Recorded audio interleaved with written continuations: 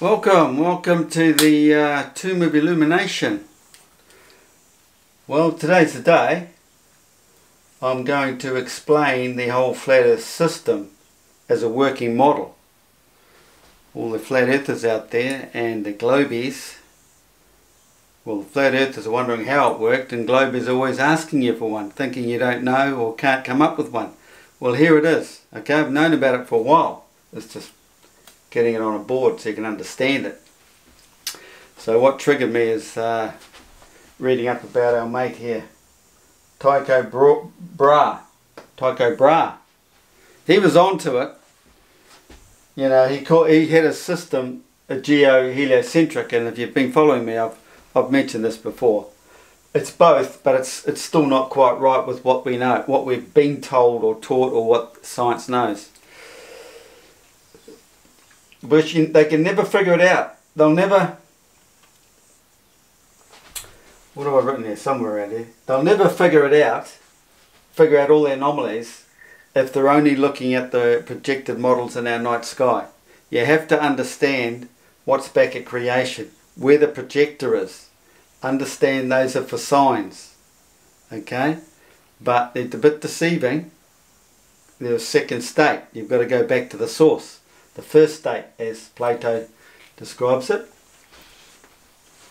So, I think this is today's model, okay? Where you have the background stars. Oh no, this is Tycho's model, okay? He's got the background stars, so just ignore those in the background. But we need to understand the ecliptic plane and what it's doing. So they've got the centre here as the Earth. In reality, that's the black hole. But you've got to understand that Earth is from the hole. That is where Earth is from. Earth is from the hole. It isn't the hole in our created realm. So Earth has come from there. It could be difficult to explain this. So you've got to realise this should be the black hole. There it is. There, that's the model. But this is what he had. This is what they had. They have everything moving around the Earth, which is right. He had the Earth fixed and stationary, and up above, he's got the sun going around the Earth. And in our true model, the sun is moves around the black hole and projects its light out. So wherever that arm is where it'll be daylight, the time of day. Okay? So he's got the sun moving around our Earth, that is your time of day. So you can imagine us way back here, a dot in here somewhere, watching the sun go around, yeah. And then they assume that the Mercury and Venus are racing around the sun. So what they've done straight away there is cocked up by creating another system. There is only one system, one central vortex that turns everything in the one motion, but various speeds, because it's based on pressure or frequencies actually. As the wave gets weaker, red shifts away from the blue shift center. This is how it all works, like this. So they've come up with this other system flying around like this. At the same time, this is going around like this. And on top of that, they think it's doing ellipses.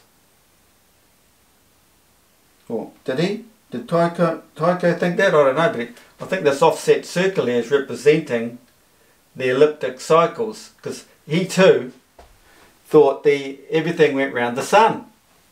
There's the big mistake. They don't realise. Everything moves together. There's only one cycle. It all moves together in the vortex. But the sun is right there. It's the first cab off the rank. First horse on the inside track. It turns too. But it's very minute. But it's as minute as what you can see Polaris doing, because that's Polaris. It's just another perspective. The sun is a star, okay? Polaris is moving around the black hole centre.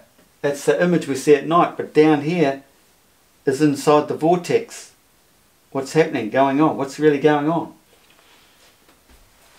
Okay, so if you can imagine this going up here, and then it comes right, when the sun comes around here, the planet will go around the sun. So that the thing is going around this. So there's the ellipse, the overall going around the sun and the earth like this. If you know what I mean. Up there. That's where they're getting the ellipse from. They're all, Copernicus, Kepler, etc., use the sun as a reference point that is fixed. Wrong. They have to start understanding this. Otherwise, look, planets constantly changing their orbits as it moves around the sun. No, they don't. If you consider the sun is also moving.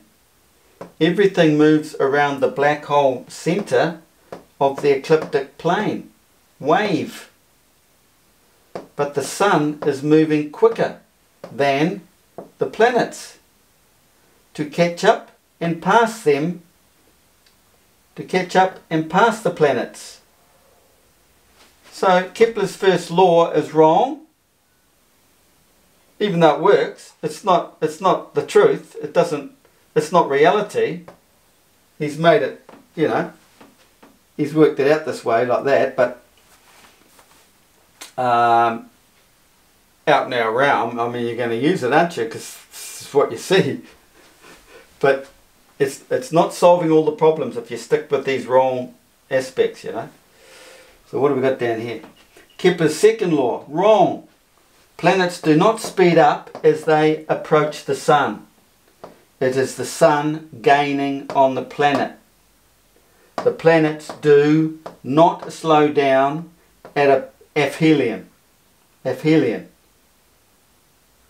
Okay, and speed up at perihelion when they're closer to the Earth. No, it's the sun catching up. So that's wrong. Kepler's third law is basically what we know now, what they call gravity.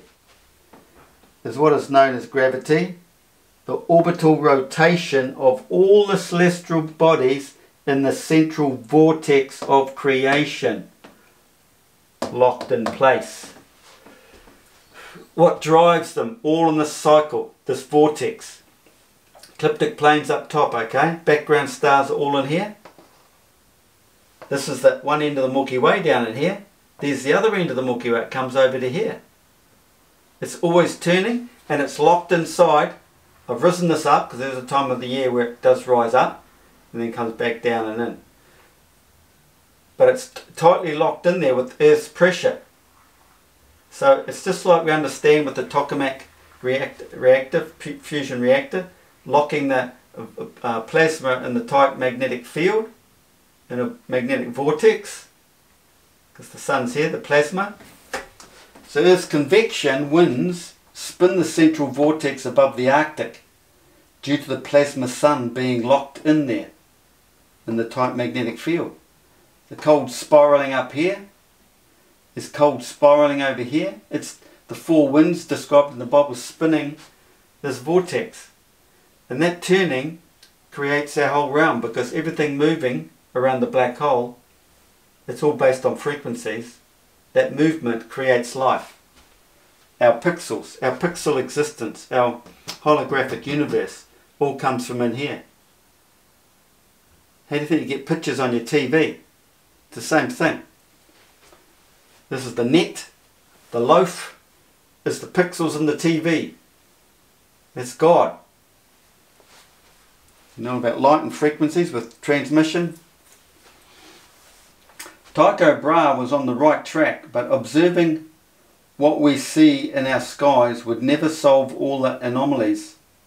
You first must understand they are projections from the true model, the first state, the center of the universe, back here. Okay? So this is the ecliptic plane, the center of the vortex, basically up here. We're down here, we're way down below all this. Okay? It's the center Arctic, right there. We cannot get to, place of inaccessibility.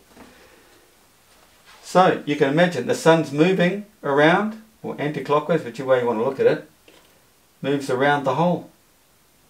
Everything is moving with it. but the sun's moving quicker. The next speed would be Mercury. Next speed is Venus. Next speed's Mars, Jupiter, Saturn. But there's an anomaly with Mars, you see. You've got to understand this model here, you see. Mars, the planet of war or fire, it is in the dielectric of the EMF field.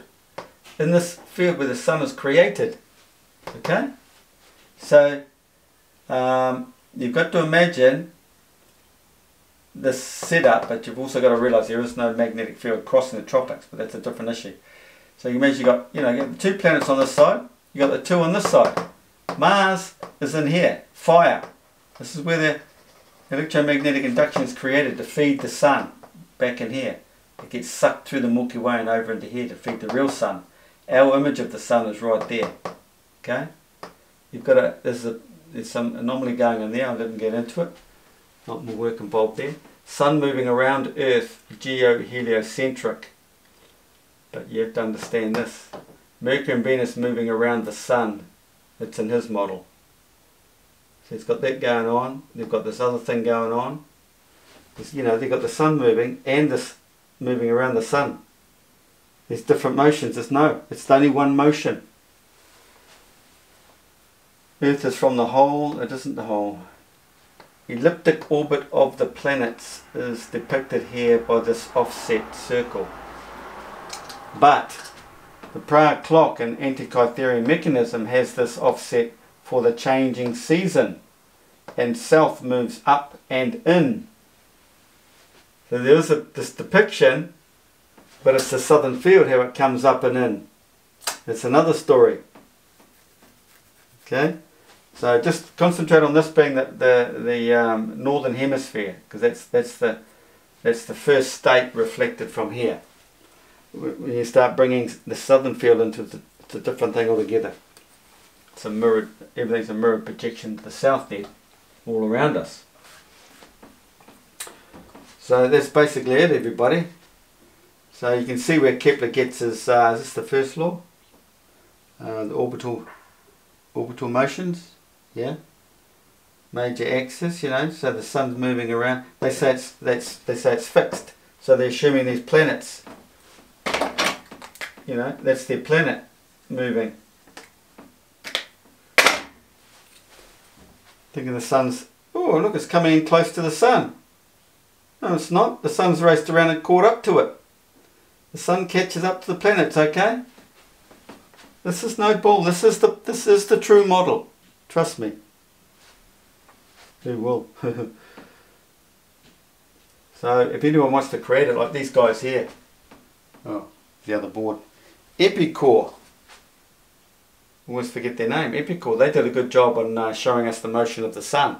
I knew how it worked. I knew how it worked before they had it, so I knew they had it right. Just like a swarm of starling birds, what they do and what the sun does over the year. Get those guys to create this model. Get a working 3D model. Obviously a lot more to it than just this pretty picture here. Especially if you want to involve the southern hemisphere, which you're going to have to if you want the full model properly. But this was an interesting story. Old Tycho Brahe was interesting. Looking into this Geoh Heliocentric model. They're all confused. They've all gone to this heliocentric now. Total garbage. This was closer, but even that wasn't quite right. Because they didn't understand the sun moves around the hole like this. They thought, yeah, at least Brahe knew the Earth was fixed and stationary. And he knew it was a bit of a joke if you assumed that was flying around through La La Land. So, Earth is fixed and stationary below, and the sun's not stationary either. It's moving around the hole. But the central vortex that houses it all that's fixed and stationary. That's not going anywhere. Polaris has always been Polaris. Wasn't Draco or some other garbage they talk about over the past. No, there's only one place the sun can be, and that's right there, just off centre of the black hole. See? Off center, that's the black hole. Off center. Off center. They're ignoring all this.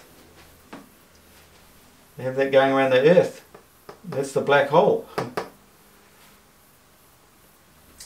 Okay? Now, Milky Way eclipses. You've got to understand the Milky Way. What is the Milky Way? Well, there's the Sun. There is the Milky Way. There is the Milky Way. And the other half, the female end, that's the male end.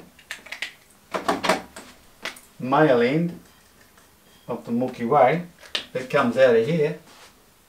Electromagnetic induction between the two poles. Two capacitor plates up over to the Sun. Okay? Well, it comes out of Mars there actually. To there. Well, there you go, eh? So you know you're not going to get Jupiter and Saturn in the eclipses.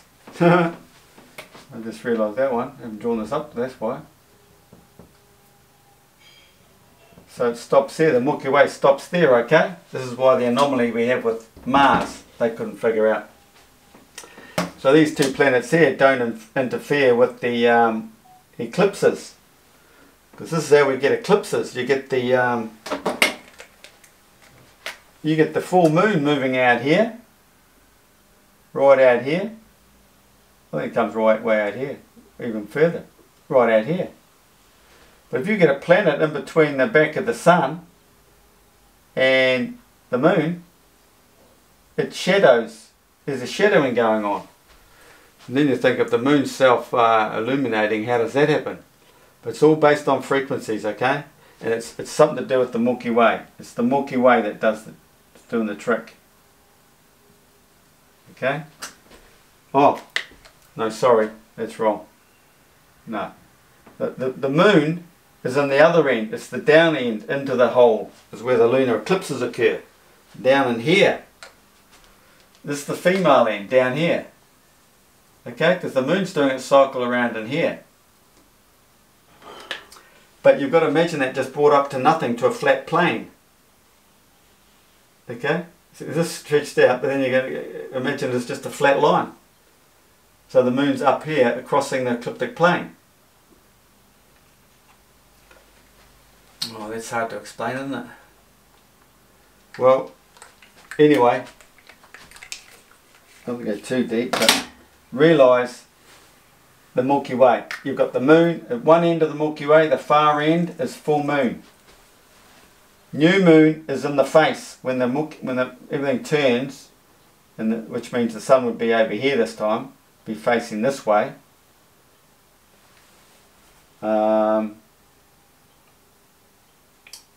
We get the solar eclipse. Okay, so sun's here, it's facing, the sun's going that way, but it's you've got to imagine the Milky Way coming right through like this, and there's the sun in the middle. So you've got the full moon out this end, and then the new moon comes in here. That's the solar eclipse. So it has to be on the one side because it's the female side. It doesn't come around to the other side. So at one point the sun is in here shining across the black hole that way, Milky Way. The other time the sun is on this side looking this way across the black hole, and then you get the full moon. But you've got to imagine it's the Milky Way right through. Okay? I just drew that up there in the last minute, so I didn't ever run it didn't have it in my mind. But that's what's happening. Shall I draw that again? Rub some of this off. Well, I can use this, couldn't I? Okay. Okay, so you understand this, but that's full moon out that end. But the moon is down inside the vortex, okay? I've never really gone that deep in this before. I'll have to think about this a bit more after this video. But imagine the Milky Way right across.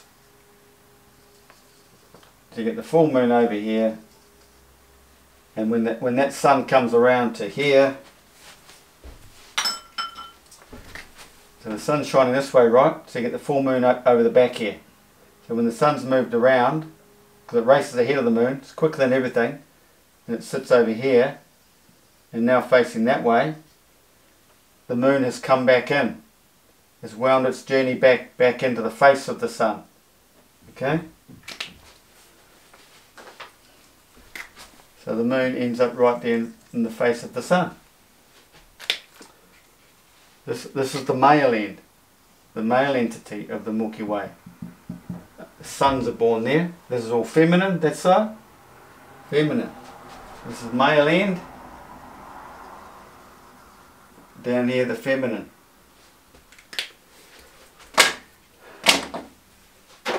Okay, got down the end.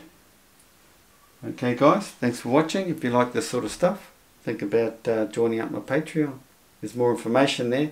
Don't forget to put a likes up and share. Cheers, and subscribe.